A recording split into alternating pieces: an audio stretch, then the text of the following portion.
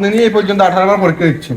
আপনি এতবার পরীক্ষা দেওয়ার মূল কারণ কি? আপনি সার্টিফিকেট নিয়ে কি করতে চান? পরীক্ষা দেওয়ার পর আপনার অনুভূতি কি? আপনি কি পাস করবেন নাকি এবারে ফেল করবেন? কাকা, আপনি যে সরকারি চাকরি করতে চান, আপনার বয়স কত?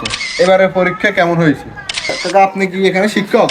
আমরা এই মুহূর্তে যাচ্ছি, এইবার সহকারে 18 বার এসএসসি পরীক্ষা দিয়েছে, আমরা এবার তার সাক্ষাৎকার নেওয়ার জন্য সেখানে সরাসরি চলে যাচ্ছি।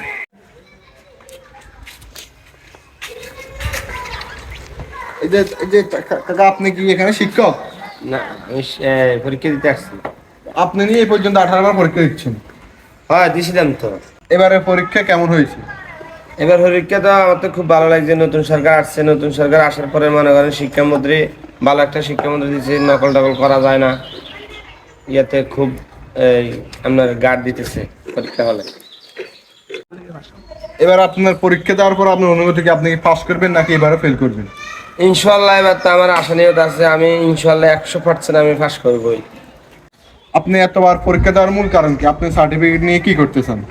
আমি এই পর্যন্ত 18 বার পরীক্ষা দিয়েছি একটা সরকারি চাকরি নেওয়ার জন্য। কাকা, আপনি যে সরকারি চাকরি করতে চান, আপনার বয়স কত? 50 বা 51, 52 হতে পারে। আপনি কিভাবে 51 বছরে সরকারি চাকরি নেবেন? মানুষ 35 বছরের পরে তো সরকারি চাকরি আর পায় না। মানুষ 51 বছরে হলে চাকরি কিভাবে রিটার্ন করবে তার চিন্তা ভাবনা করে। ধরো তুই কি রে মানে ওরা সাংবাদিক হয়েছে, আবার তারপর উল্টা পাল্টা প্রশ্ন করে, তো আমার চাকরি লাগবে না। এই পরীক্ষা দিয়ে প্রশ্ন দিয়ে উত্তর দিতে দিতে আর শেষ হয়ে গেছে। পরীক্ষা দিয়েও শান্তি নেই, একদিন দুদিন গিয়ে এই সাংবাদিক এগুলো প্রশ্নের উত্তর দিতে দিতে আর জীবন শেষ। আর সরকারি চাকরি লিখবে না।